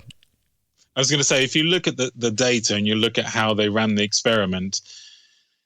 Yeah, they absolutely detected something. Yeah, but was it a gravitational wave? Hard to say. Really, But that's what they attribute to be the cause of the ripples that you're speaking of, that you attribute to the electric energy. But the thing is, you're right. Nobody knows. There are so many convoluted theories of gravity. There's the graviton, quantum loop gravity, chameleon gravity. Relativity, which is a different kind of gravity. I mean, there's a lot of different theories. Nobody really knows what gravity is. And now you add on a quantum level the idea of the Higgs boson being the force-carrying particle that gives intrinsic weight to subatomic particles. And it's like, but you still don't know what gravity is, right? No. So it may, if once you've discovered the Higgs boson, which they said they have, wouldn't that be indicative of saying that if it's not that, it has to be something other than gravity? Well, it's again, what did they detect? They detected a particle with a lot of mass that fits sort of within the realms of where they thought, because really what they were looking for is the graviton, and then they didn't find it. So then it became the Higgs boson. Obviously, for the graviton now, that puts the energy for where, if we want to detect the graviton, much higher up. Yeah. So, and then that's a problem because that's a lot of energy that you have to produce. Yeah. Again, even bigger my machine gut feel than is CERN. they're never going to find it. It's not, And what did they actually detect? Because again, you have to go back to what does the data say?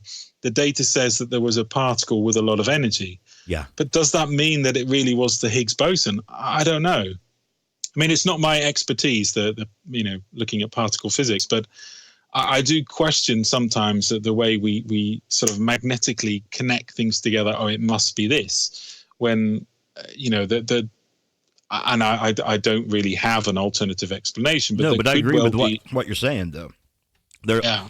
Nobody has a better alternative explanation than the next guy.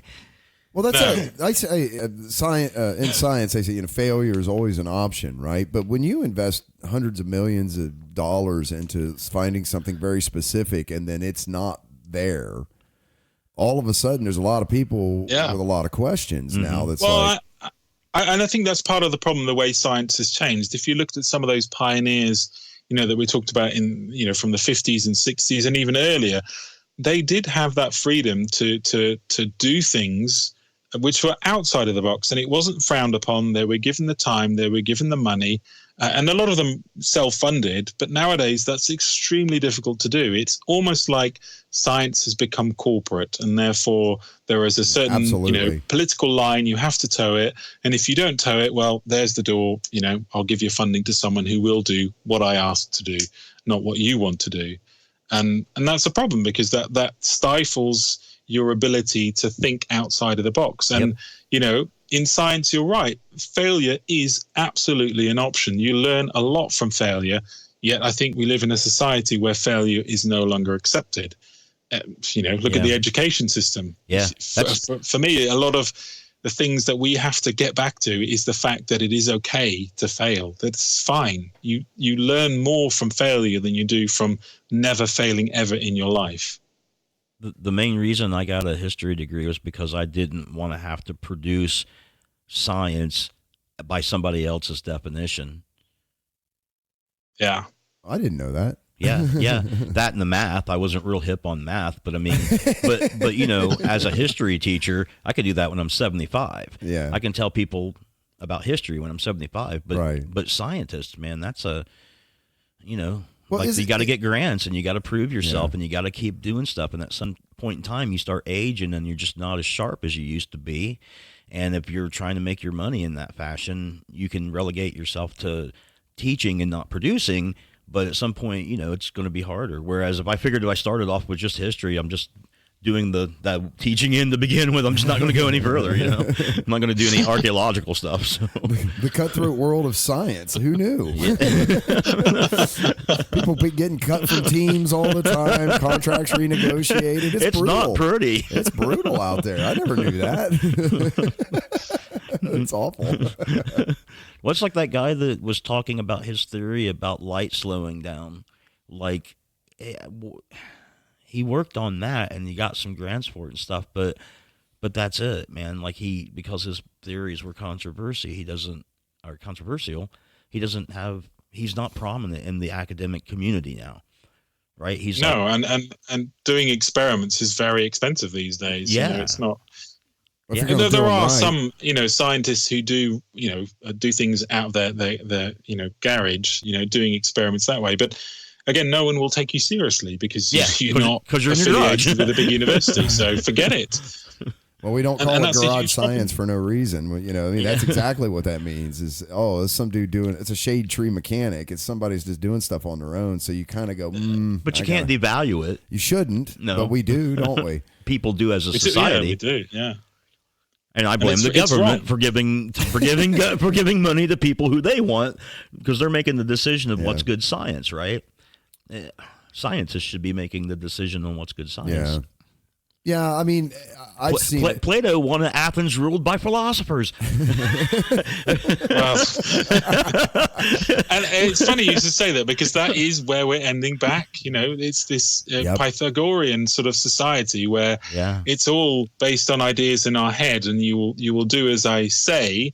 Because they famously never refused to do any experiments. And think about this. If they had done experiments, their culture would have thrived. They would have continued onwards, but they didn't. They refused. It was all thought experiments. Yep. And if you didn't do thought experiments, you were not part of society. The club. You weren't one of academia's professional people. Yeah. And the same thing's happening now. It's a different set of circumstances, but you look at the parallels and it's ever so obvious. Yep.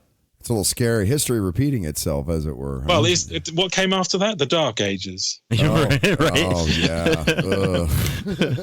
Here Full we of go. stories and superstition and entertainment. And plagues and stuff, too, right? Monty Python realized that. Monty Python realized the entertainment value of the Dark Ages. Yes, I see it too. It was a fun, foolish time, but we're done. We're done with it. Hopefully. Well, there's definitely like a man, I don't want to call them this, but there's like cults inside of these sort of verticals of science and academia where if you try to deviate or introduce data that runs counter to the accepted, you're a pariah. I mean, you're ostracized from the community. Yeah. It's very tribal. That's what I'm trying to say. Yeah. It's extremely tribal. Competitively tribal. Well, I think interesting enough that if you look at China, they are probably the most liberated in terms of looking at some of these more out there concepts than the West, because I don't think they necessarily have the same dogmas that we in the West do. For them, it's more about, it doesn't really matter as long as it has some value, intrinsic value in the long term, and if they obviously are prioritizing it more than the West is, which, long term may be an issue. I think part of the problem as well, and this is speculation, this is pure speculation, but I suspect that a lot of these research projects to do with, the EU theories, some of it came out of the plasma fusion technology, but I suspect a lot of it is underground, is the fact that the government doesn't want it released, and therefore the grants will not be given to those projects because it's already some black ops somewhere else. And that's me speculating. Yep. I don't have evidence for that, but that's what I suspect. Sucking up that money, those black ops. Well, I think, and I think it's a big machine, man. It's like turning a large ship. It's not something you do quickly anyway, but there's established norms. And if you were to come in, let's say, with some sort of groundbreaking or earth-shattering paradigm shift, then you take a lot of established institutions and render them obsolete in an instant. And I think that's sort of where the fear for a lot of this stuff comes from. Like I want to believe that science is all very critical and will just turn on a dime, and anytime when new data is created, it's immediately accepted. But I don't think there's any. You want to believe it's truly true. New and improved. I actually what I see is the same human condition that exists in science that exists in pretty much everything else. As soon as you start applying people, the normal things start to happen again, right? Our greed and desire takes over. Exactly. It just, I think it's just part of human nature, man. But if there's any place that I have confidence that there is a possibility that there will be, that new data will be accepted and new paradigms will be accepted and stuff, it's in the scientific community for sure. I think that they're the fastest to make that turn because they're not hung up on, emotionalism and stuff quite like, the general public is type thing. I think it's different nowadays than it was 20 years ago, and I think that more people have more vested. In other words, that science can be bought. You can make sure that your message is given the correct airtime in order for people to believe it, depending on what it is and depending on how it is. And you can pay for a study to produce the results that you want, which we know has happened, in medicine. There's plenty of examples of this happening. That's a little And I think scary. it's no different in mainstream science, sadly. And unfortunately, there almost needs to be a differentiation here, doesn't there, between privately sponsored information and publicly sponsored information, in the sense that. But how do you get to that? That's part of the problem, because it's like there needs to be a disclaimer. Universities have corporate sponsors as well. Absolutely, and they should have to divulge that. Look, that's what I'm saying. Like there almost needs to be like a disclaimer that says, hey, there's portions of this research that was funded by private capital. And so now I don't know if that's the end all be all, but at least that would give us a more, people that want it would be a little more critical of what it is they're looking at, given that, and then there should be another side of it that says, this is public sponsored, capital, and this is private capital. Because you're right.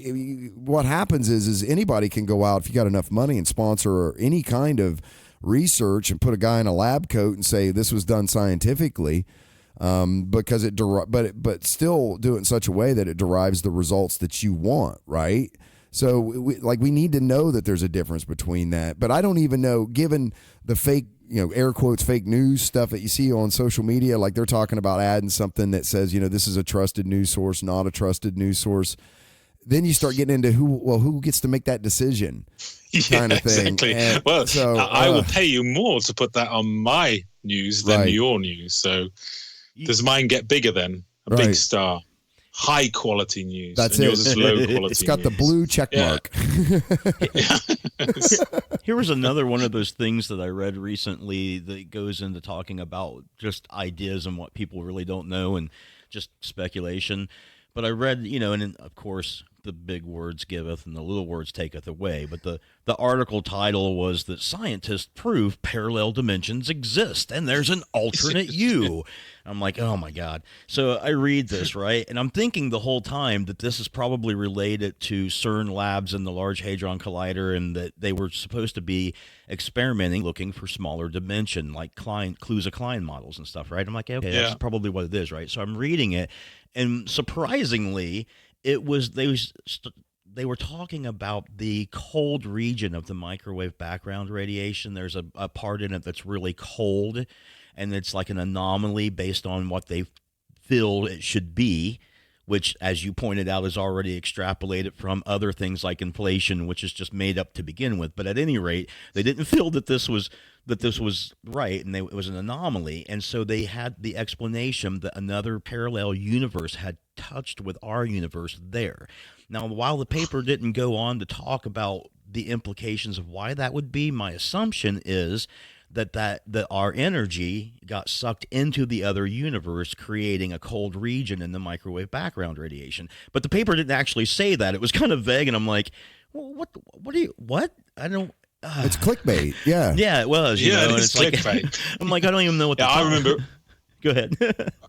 I said I remember reading, there was an article, I think it was in the Daily Mail or something like that, and the slogan was proven Wi-Fi destroys your brain. It was something like that, and it was a massive headline, and actually it went viral across the internet. And ironically, when you read the article, because the headline was so incredibly misleading, it was and again, at the beginning, they talk about a study, but in fact, what it was a school in, I think it was Sweden or Norway, had run in conjunction with a university. They do these sort of programs where university will come in and help a school set up an experiment, and they kind of run it together. Mm-hmm. And they'd run this experiment, and it was to see the effect that Wi-Fi would have on plant growth. And they'd set up a lab. In fact, it was in their lab, and they'd set up a Wi-Fi router, and then they'd put plants around it, and they'd come back over time. Now, really, the original story, if you go back to the original source, was more about the university working with this school and the fact that they were doing this experiment. Now, obviously, when they went to look at the results, they found that the plants had all died. Yeah. So therefore, the headline was "The Wi-Fi kills the plant." However, if you actually read the original article, they obviously admitted that they didn't do any controls. There was no plant without the Wi-Fi router. they didn't and even also feed the they plants. suspected that the Wi-Fi router would give off heat, so therefore the plant would dry out. So they didn't even water the plant. So it was kind of like, yes, no wonder it died. I figure yeah. That's like saying, hey, man, we exposed these 5 oranges to pornography for 10 hours. And just like somehow extrapolating something from that, and now we have this variety of orange. It's very passionate. It's like we call it passion orange. Oh my God! I mean, it's like it could happen in this world. It probably does. Juxtaposition of fruit, citrus fruit, and pornography. Yeah, I just don't even know how we get there. Well, we were talking about on one show about the guys that made the sex robots, and I just kept telling Matt, I'm like, that's how the world's going to end. Guys are going to have like 2 generations of guys that just have sex with robots, and no one's going to be born, and that's it. You don't even have to blow yourselves up. Just be silly until you die. Gareth, if you haven't listened to any of the other shows that we do, we get into some weird topics sometimes, but so apologies in it. It's fine. Couple of chuckleheads here.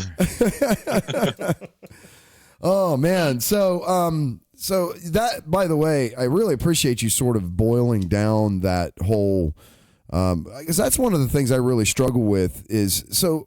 I tell people when I talk about the electric universe, I sort of surmise it and say, look, I think what they're kind of getting at is that gravity is given way more credit than it should for what it actually does in the universe, and that there are other forces. They're not, you guys aren't making, or the people in this aren't making the claim that gravity doesn't exist or something weird and the Earth's flat or hollow Earth or whatever. I mean, some are. I won't deny it. There is.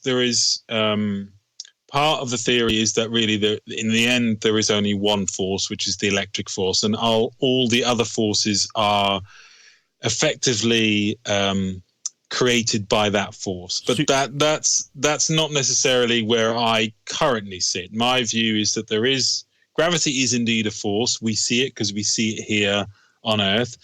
But that when you extrapolate it out to the much larger scale, that gravity does not play a particularly important role. And it's very easy to prove that just by looking at the charges that we know flow in space, and therefore those electric and magnetic fields will dominate any motion versus gravity. So for me, gravity is still a separate force, but it is just not as important as the electric force when we look at cosmological scale. Yeah, so here on Earth, it still absolutely applies. There's not anything, and I make this joke a lot just because I'm being silly, but there's nothing necessarily about this that's going to all of a sudden give us lightsabers and hover cars or anything. But that's not what this is. George Lucas gave us lightsabers. Not necessarily lightsabers, but certainly if you look at what the Sapphire Project potentially could give us is nuclear fusion at a bit like, the hype around cold fusion. This is not quite cold fusion, but it is essentially being able to extract the energy through an arc discharge, similar to what we believe the sun is doing. So if that can be turned into like a generator, then yes, there are certainly aspects to the electric universe which could benefit humanity no end in the long term. I don't know if have you followed the EM drive stuff that NASA is working on? Okay. Yes. So we did an article on this last show, or a couple shows ago maybe, where they said that, and Eric alluded to it, how they're isolating this thing, but one of the things they didn't isolate it against was the Earth's magnetic fields. Oops. But in the article they sort of implied that this thing is still just woo, and it isn't going to actually be a real thing. But if it's interacting with the Earth's magnetic fields, that's really freaking important. Yeah, isn't that's cool it? too. Isn't it that like a discovery in and of itself kind of situation? So that's one of the things with this EM drive that I wonder if there is something to that. What do they call it? Propellantless propulsion kind of stuff would be a huge game changer. Well, yeah, because effectively, part of the idea behind it is that photons, which is effectively what it's emitting, electromagnetic waves, can impart momentum onto objects. That's the key point of that design. Now, we already know that they can do that to electrons, and there is an effect that you can measure. So it isn't in the realm of impossibility. Obviously, it's the amount of thrust that they generate for those waves and the way in which they do it that is at odds with science describing it. Now, there is also the concept of the ether, which has been dismissed by mainstream science. And, I'm skeptical about it as well, but I'm open to the idea that, and this is something that Tesla very much speculated, that there was an ether, and that in this ether you can have. So basically, if you go back to basic science, waves propagate, and there are two different types of waves. There's longitudinal waves and there's transverse waves. So the waves that you kind of normally see, the up and down waves on the ocean, are what you would call transverse wave, where the wave travels in one direction and the sea goes up and down, but the wave energy moves across it. And then there's longitudinal wave, which is effectively what sound waves are, and what seismic shocks are, earthquakes, is where you imagine that the ground or the air is moving backwards and forwards in the same direction as the energy is being transferred. Now, when we look at electromagnetic waves, we know that they are only transverse. So, and this is a weird thing, the way that they work is they are supposed to be self-propagating. So the electric field goes in one direction, and then at 90 degrees to that is the magnetic field. And as one goes, it drives the other one. That's the idea behind it. But they are transverse waves. Now, Tesla said, and he claimed that he was able to produce them, is that there is also an EM longitudinal wave, which, if it is true and no one has been able to produce it, and if it does travel, it would travel at significantly greater speeds than the speed of light as we know it at the moment. So it would open up the realms of different ways of communicating, plus a whole side of the electric spectrum that we know nothing about. And wouldn't that it's funny because would that not serve as a possible explanation for quantum entanglement too? Yes, because it would allow you the way for it to communicate at great distances at great speed. Yeah. Now, I did a quick search because I was just looking something up, and I found a CIA document which had been declassified from 91 or 92. And it was just the minutes of a particular meeting where they were discussing exactly this, these longitudinal waves for EM waves, and whether or not they were true. And there was a big section that was all blacked out. You don't get to see it. But it was speculating on whether that's something that they needed to research into, because it would allow them to communicate with their troops at a much quicker rate rather than currently, which I thought was interesting that was even in there. I was like, ooh, that's kind of interesting. There would certainly be big military implications and weapons implications for instantaneous all kinds of communication. implications, yeah. Yeah, I mean, it'd be a big deal. Sorry, I didn't mean to cut you off, but we were just talking about the quantum entanglement aspects of communication, I think, on the last show. We do it all the time, man. Well, I mean, that is a weird thing, because in theory that is instantaneous. Yeah. I'm not sure that these waves would necessarily be able to describe that. Right. How do you get something to be instantaneous? Yeah, but I mean, but that's like you said, with the instruments that we can tell now, and as far as we've observed quantum entanglement happening and functioning and been able to detect, that's not been that far. Over extreme distances, it may turn out that it's not as fast as we think that it is. We may be able to develop detectors that would be able to detect them at further distances to see the quantum change in each particle, and it may not be instantaneous. It may be the speed of this other thing. Is that a possibility, Gareth, that there's another speed limit that we just don't know about because we haven't been able to observe it yet? Like there's the speed of light speed limit, but then there's like this weird quantum speed limit that's different. Like everything else, quantum is different than physical physics or physical universe stuff, right? Even the speed of light. Again, we don't really know whether that can vary, because again, the only evidence we have is what we can see here. We have no idea what the speed of light is out in between two galaxies. We can only speculate based on what we see, and therefore we make the assumption that it remains constant. And certainly in all the experiments that we do, it to an extent has remained constant. Now, there is evidence to suggest that sometimes actually it can be slowed down through a normal vacuum in space, which again does point to the fact that we don't fully understand this mechanism.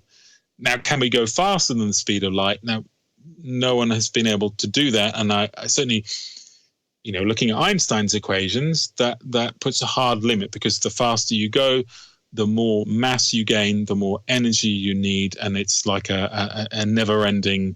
You would need an infinite amount of energy to overcome. Right. And but of course, we know that there are particles that do travel at the speed of light, the photon, and supposedly the photon has zero mass. That's how it's able to travel at the speed of light.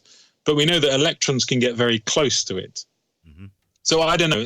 Speed of light, is it a hard limit? I'm not sure. I'm not sure that we could necessarily say that. The speed of sound was a hard limit too. Electrons have quantum tunneling. They have quantum leaps, and they also are described in slot experiments as, like through pilot theory, as being able to make quantum tunneling jumps to go through the slots and make the wave interference pattern.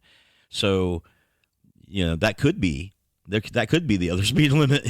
It may look like something's quantum leaping from one energy state to another on the orbit of a nucleus of an atom, but it could just be a new speed limit that we don't have the measurement.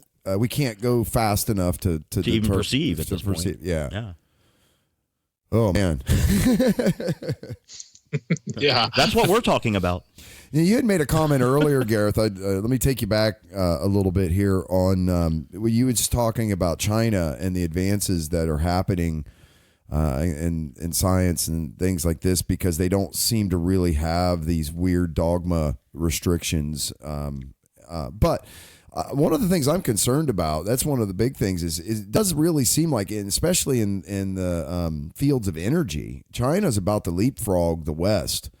And I don't know that we're paying, if the West is actually paying enough attention to like the tokamak plasma, that's plasma reactor, right? Mm-hmm. And that has major implications because it's plasma, right?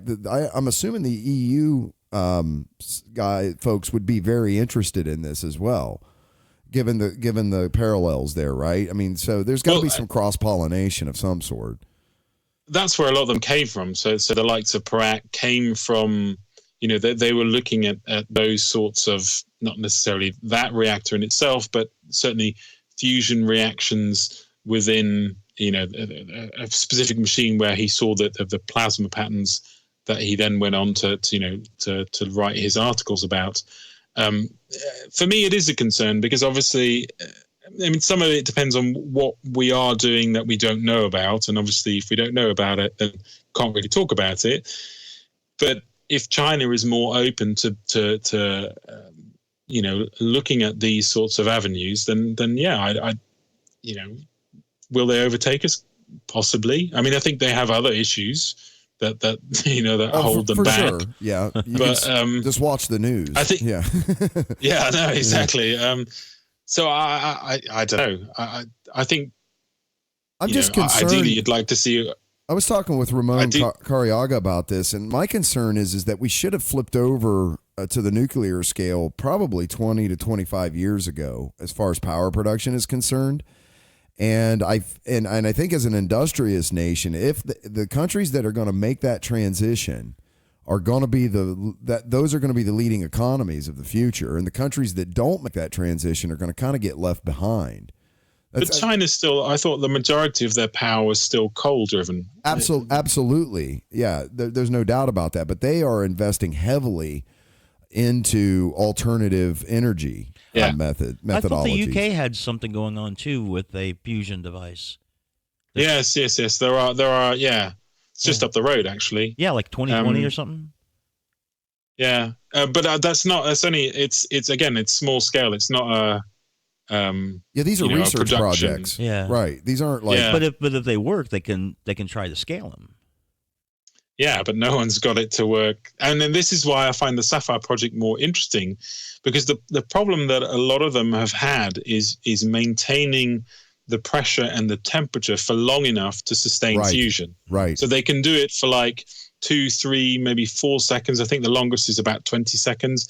But then it gets too hot and they can't sustain the reaction and they have to turn it off. Whereas if you look at what Sapphire are doing, and again, I haven't seen the latest results. They talked about it in the conference, but they haven't released it. Elaborate on the Sapphire Project. I mean, so give us frame of reference for this. I'm not familiar. Okay, yeah, no, sorry. So the Sapphire Project is essentially out of the Thunderbolts project. Came the idea that in fact it predates the Thunderbolts, but came the idea that our sun was an electrical device. Yeah, a bit like a lamp bulb, effectively. And therefore, someone set the challenge. Well, okay, I'm going to give you, and I forget who it was, but someone who had very deep pockets said, "Here's some money." And it was not to the same people who came up with the theory, but a different group of people. Go and prove that this theory either works or doesn't work.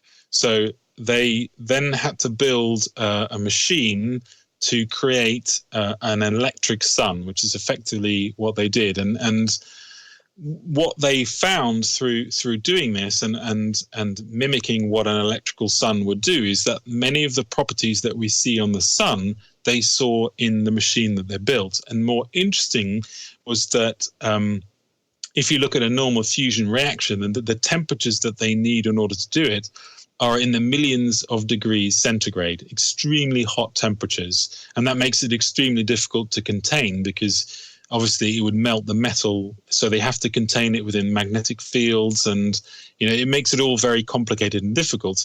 And yet in this model that they built of the sun, and in no way were they trying to create nuclear fusion, but what they discovered is that the temperature at the what formed as the sort of the area that gives light, the corona of this object, was so extremely hot that it actually melted their probe. And from the outside, the casing was not melting. The temperature seemed to be very specific to this very small area on the surface or just above the surface of their sun.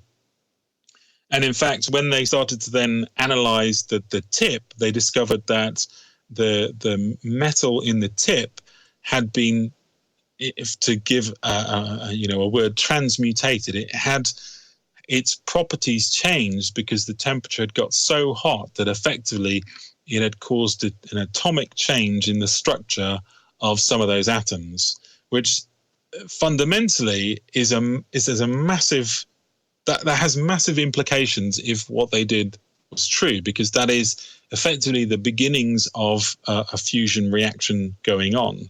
And again, I haven't seen the latest documentation, but when they presented at the conference a few weeks ago, they talked about the fact that they were able to release more energy than they put in. Again, at the moment, that's an unsubstantiated claim, but if that is true, then that is indeed the beginnings of a fusion reaction at a temperature that is far more manageable than we have in the current fusion reactors. And it also begs the question, one of the things that I kind of think about is, in the past, people have often talked about alchemy, being able to change one substance into another. Right. And here you have a machine that is effectively doing that. So is it possible that those ancient people in the past were able to do this, not through chemical reactions, but through an electrical process? Yeah. Well, there was the Baghdad battery. You know about that, right? Yeah. And electroplating and stuff that the Egyptians did at the very least. Yeah, so it's not like they were strangers necessarily to these concepts, per se, right? Yeah. No.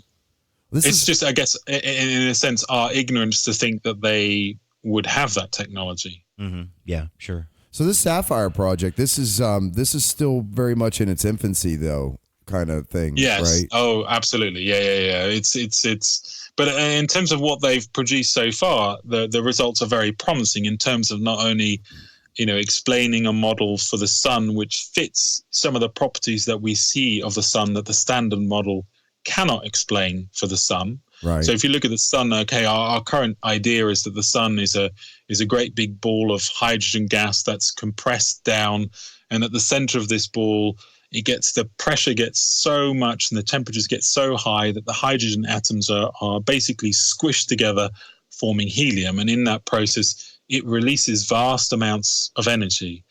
And effectively, the theory is that that outward energy pushes out and stops the further contraction. So you hold the sphere in a stable state. Hyperstatic equilibrium.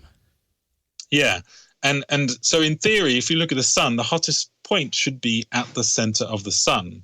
And as you move outwards, you would expect, once you reach the surface of the sun, any object that radiates heat, the temperature should continue going down. And yet the sun doesn't. The sun, the surface of the sun is at about, off the top of my head, 8,000 degrees Kelvin, something like that. But then as you rise above the surface and you get further and further away, you enter into what we call the corona. And then suddenly the temperature rises to about 3 million degrees Kelvin. So it's a substantial increase in the temperature. And the standard model simply cannot explain what it is. And then we have the problem of sunspots. So, the little black dots that appear on the sun. The idea behind those, the way that they explain them, is that it is magnetic fields that are twisted up that don't allow you the heat to come out. But the problem is when you look at those structures and you just Google the image of a sunspot, they very much have the impression of a hole. They're like a void, and you can see the edges of the plasma of the sun kind of being drawn into this, a bit like a vortex. So effectively, that is a hole that you're looking down to the center of, or to the layers below the sun. Now, if that is the case, then what you should be looking down into should be a lot hotter than the surface, and yet it is not, because it appears black. And again, if we look at the Sapphire Project, these things, they are able to replicate these exact phenomena. And therefore, you have a process that is able to explain all these anomalies in a much simpler way. Okay. So this has enormous implications, though. But when I hear things like puts out more energy than is consumed, then I hear the word that rings in my head is over unity. So is there a consumption of fuel in this process, the Sapphire process, that's other than the electrical energy or whatever it is they're using to create this reaction? To be honest, I don't know, because I haven't read the details of the report, but I would imagine that the energy is being released by consuming, effectively the plasma is being converted into, similar to a fusion reaction where you're joining two hydrogen atoms together to produce a helium, and that process releases energy. Okay. I suspect the energy releases because those processes are going on in the plasma within that artificial sun, but I don't know because I haven't read it. Okay. I know the sunspots are connected to the magnetic field of the star, and that they are on an 11-year cycle. And then the temperature differentiation in the chronosphere, I think, is what you're talking about, because it's about 4,000 degrees Kelvin at the bottom and then gets to 8,000 degrees Kelvin at the top. But the surface of the star is cooler than the interior. The interior is definitely has a higher temperature than the surface of the star does. Well, but the corona the mainstream model. Again, we don't know because no one's seen in it. Well, all we can see is that the surface of the sun, so 8,000 degrees Kelvin, and then ever so slightly below that, and then the coronasphere, which is at 3 million degrees. No, I was saying that the coronasphere went from around 4,000 degrees Kelvin at the base to 8,000 degrees Kelvin at the top. That's what is backwards. No, the photosphere is at 8,000 degrees Kelvin. The corona is several million degrees centigrade Kelvin. Well, you're saying that the Sapphire Project, there's correlation then between the experiment that they were running and the results that they were getting in comparison to what you're saying they're observing is happening out in outer space too. Right. So they've literally recreated a sun in some sort of environment here that's exhibiting the same type of characteristics. Yes, but obviously on a smaller scale. Yes. Yeah, much smaller scale. But once you've proven the science that you can do something and you can repeat it, that's the next thing, right? So I'm assuming that this will probably go out for some sort of peer. It'll go out for other people to duplicate the experiments and this kind of stuff for review. So this is something that's going to be years Well, and funding, I think, is another problem. So they've got to a certain stage and now they need funding to continue it. So again, a big worry for me would be, you end up with corporate investment who then, because I guess in an ideal world, this is for the greater good of the world rather than it necessarily being for the greater good of a company. But, these things all require money to continue to do it. So it's ironic. For me, that's one of the things I actually got to do. I build equipment and do programming for automation systems and stuff. That's my day gig, right? And years ago, I was working for a company that was manufacturing or helping a company that was manufacturing the equipment that manufactures solar panels. And what I was shocked to find out was that company was entirely funded by it was an oil company. It's one of the major oil companies that owns this. So there's this weird conspiracy that there's going to be dark money that's going to take technologies and hide it away. What's more likely is there's companies that are going to find a way to leverage it for capital gain. So if there's some sort of massive or some sort of awesome technology but I don't know that it would be hidden away or put hidden for nefarious purposes. You know what I mean? Like, Tesla is a good example of that, isn't it? Oh, absolutely, yeah, absolutely. But that they were protecting an investment, obviously, right? So what we're talking about is a new way of generating tremendous amounts of heat. That model that creates steam and then thus sellable electricity is already there.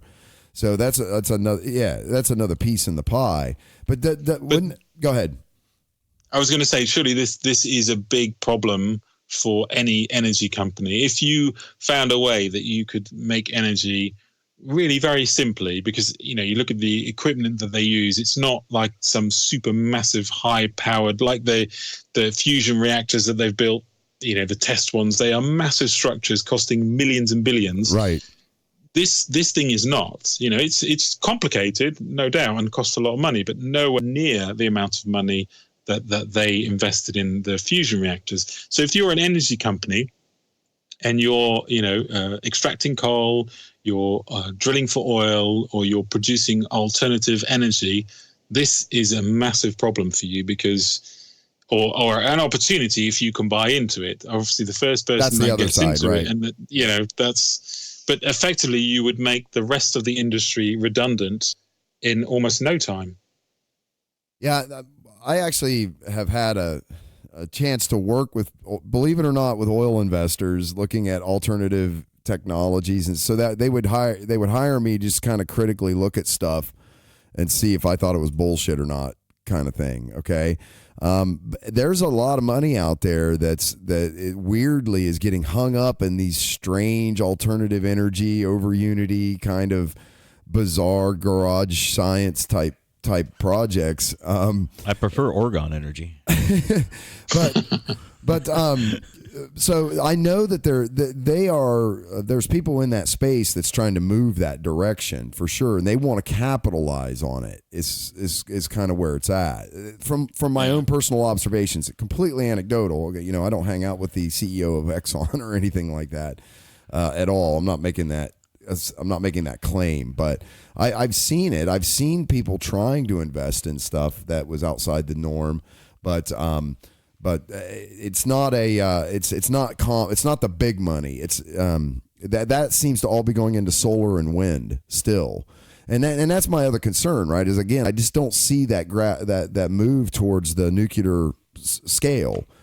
Even if it's at the low end of the nuclear scale, it's far superior to anything we do today, regardless. Are you talking about conventional nuclear or potentially fusion? Well, conventional nuclear, even that, and there's been a lot of research, that went on past the first generation, what they call them, breeder style reactors, that moved into like thorium salts, liquid salts kind of stuff that was never really expanded on, that are much safer. They don't have a high pressure zone. There's all these kinds of other things that we went to a certain point and then everything just stopped, and we were literally like an open beta.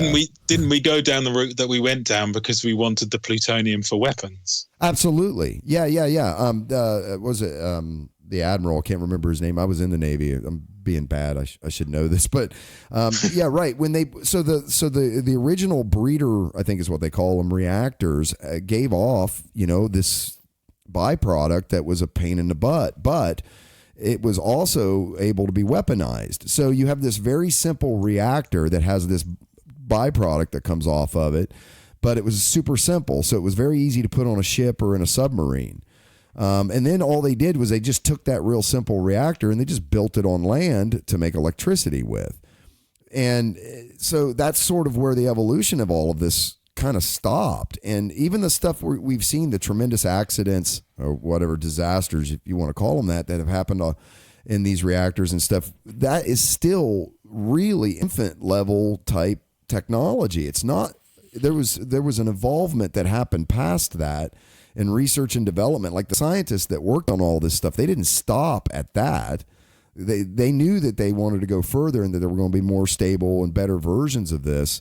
But and that's definitely like the oil lobby and the coal lobby and these kind of folks got involved and sort of squashed this. But from a safety standpoint, this is like Model T level stuff, and we've got access to Teslas, but no one can make that disassociation, right?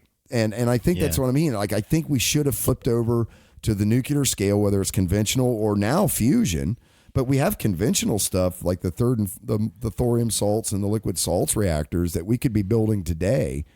And they can actually, ridiculously enough, they can actually use the fuel from the older generation reactors as their fuel source. So you don't even have to create any more hot material in the process of doing this. It's bizarre. There's a great document. Really interesting. I never really sat down and thought about that, but it's a very valid point. Like, why did we not go back to that? There's a great documentary called Pandora's Promise, and documentary, take it with a grain of salt, as you should all documentaries, right? But they really make some really cogent and good points about, like, even the way we measure radiation and what level's harmful, what level's not, is really bizarrely arbitrary. And I'm like, wow, I thought this was all, because I'm an aircraft. I worked on aircraft in the Navy. Okay, I was on aircraft carriers. They were nuclear aircraft carriers, right? So we were running around with a reactor under our feet, like literally. And you could tell, there were certain people that worked in the areas where they needed to wear those special badges. Oh yeah. And there were certainly places we weren't supposed to be on the boat, obviously, right? Because we had no need to be there, but. Here I am sleeping, working on top of a nuclear reactor, and we just and in a war vessel, and no one even gave it like a second thought. It was just like, hey man, it's great on the nukes because you always get a hot shower. On the oil carriers, anytime they were flying, all the steam went to the catapults, and you took cold showers, man. But on a nuke, it was hot water all day, every day, brother. It was good stuff. So we loved that. As we try to maintain the temperature of the core. Okay. But some hot water. Yeah, man. There's been a lot of research that went on past the first and second generation reactors that really could just be revolution. It's the greenest energy. Weirdly enough, if you actually look at the data, it's like the cleanest energy on the planet. But the people that care about that the most are against it the most. It's really bizarre. You mean because they worry about the radioactive waste afterwards? Yeah. They really see it as something that pollutes the planet forever. And there's a lot, So this goes back to just not really kind of understanding the science or the physics or any of this stuff. It's like having that. We have a propagandist sort of understanding. Anytime you say nuclear, people just automatically associate that with weapons. Large explosions. Yeah. And it's like, that's not, so it's just like a weird pop culture sort of understanding of nuclear means things explode. Well, no, it doesn't necessarily mean things explode, but... It's funny because I think there is, I forget where I read it. I think it was in Russia, that they'd done experiments on, again, it was sort of an electrical discharge chamber, and they were putting in radioactive materials, and they actually found out that it actually removed it transmutated this material into something which was not radioactive. Yeah, I've heard again, that too. similar process to what we're talking about in Sapphire. But again, if you combined, even if you couldn't get this prototype star to power your fuel, you could get it, if we spent more money and understood how that process worked, a way of actually cleaning up all of the nuclear waste, and therefore that is no longer a concern. Yeah, there's definitely a value there for sure. Yeah, what it's going to be, we don't know yet, but there's all kinds of implications that are fascinating. All right, hey man, we've had you on the hook here for 2 hours, bud. I really appreciate you coming and doing this. So let's talk about to find you. And by the way, I just sit and listen to your. I do programming and put your videos on in the background and just listen to you talk about shit. So don't discount your ability to do narration too, pal. It's good stuff. But so then check you out on YouTube. It's See the Pattern is the YouTube channel, right? And you'd mentioned that there was some other social media ways that people can find you now. So Facebook, See the Pattern on Facebook, and the same on Twitter as well. Awesome stuff, man. So, Eric, you got anything else you want to ask? Yes, sir. It was a pleasure talking with you. Very much fun. Very much enjoyed it. Nice meeting you, sir. Yes, I had a lot of fun as well. We certainly went off topic, but I do like that. Yeah, That's what we do. I could do it again and again. So we'll have you back, man. If you would bless us with your presence again, we'd love that. Especially, I'm up for that. More of this EU stuff keeps you. This is an evolving thing, and between you and Neil Thompson and Ramon Cariaga, man, you guys have just piqued my interest in this stuff, and I think about it all the time. So I really appreciate you coming on and teaching an idiot how this stuff actually kind of works, or the theories behind it. Yeah, I'm anyway. glad you explained it too, because I hadn't really had time to check it out. It was really interesting, and I want to check it out more now. Yeah, it's good stuff. What are you doing September 20th? You going to the Area 51? Oh, that one. Oh, yeah, that's going to be the biggest letdown ever. Even Bob Lazar said, don't bother going because there's nothing there. Right? No shit, right? They're going to be selling like sandwiches. You want to come to America and check it out? You can make some money. Yeah. My gut reaction immediately was, I'm not going there. I have no interest in going there. And it just stuns me how many people are like, oh, yeah, man, sign me up. It's funny, but there's going to be live bands. They're turning it into like Burning Man meets Ancient Aliens is all they're doing. We have diverged into a parallel universe. I don't know, like 8 years ago or something. I'm pretty sure this is shouldn't have happened. Like, what do you mean there's a party at Area 51? Isn't that a government secretive base? No, you don't understand. That's not how things work now. We got permits. Like, I don't know if you read it or not, but for real, like the county was selling permits to people to go out and sell beverages and food. So like they're waiting for the tourism. The local populace is like, fuck yeah, tourism. It's the government's standing there going, what the hell's going on, dude? It's a weird music. It's like turned into a weird alien music festival. Yeah. Honestly, that's what's happening. I expect rave and crystal method and like I should get I do that kind of music too, and write and produce music. I should just go down there and just do a show. Don't take the red acid. The red acid is the bad acid. Okay, anyway, I'm sorry. All right, man. Hey, thanks for joining us, buddy. We really appreciate it. So thanks for listening, everyone. Check us out at www.noshitcast.com. It's KNOWSHITCAST.com. Make sure you hit those like and subscribe buttons. Leave us a comment. We'd love to hear from you. Make sure to give us a rating on iTunes, etc. If you like what we do, please give us a share. We would really appreciate that. And we'll catch you all next time. Thanks for listening, everybody. Bye, Siggles.